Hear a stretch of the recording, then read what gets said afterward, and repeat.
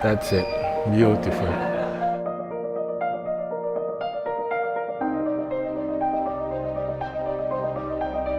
Borj Meneses has crossed artistic boundaries as a musician, painter, graphic artist, and more recently, a portrait, beauty, food, and glamour photographer. I got interested in photography way back. Siguro year 2000. How it turned into a career, I really don't know. There's people asking me to do their photos for them. Para doon lang, karin mo siguro talaga mag-start ito.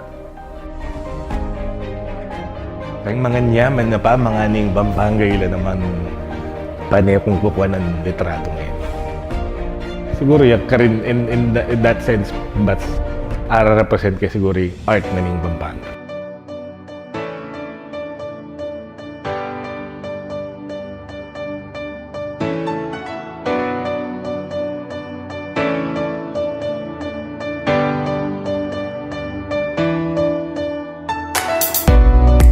Borj is now a sought-after lecturer in basic and advanced photography.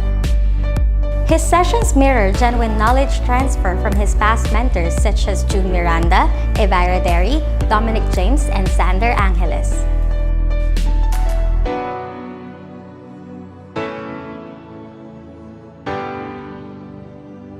Aspiring photographers, kaya mo, know what you want.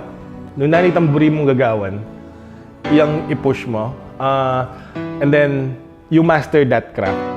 Photography is so wide, it would take more than a lifetime to master everything. It's all about practice. Practice, practice, practice. There are no shortcuts. Do your best. The struggle for perfection is not easy, definitely.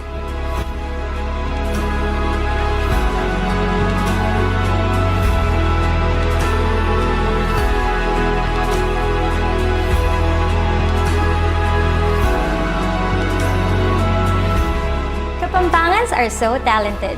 We will get to meet a deviant artist who is also a language advocate when My City, My SM, My Art returns.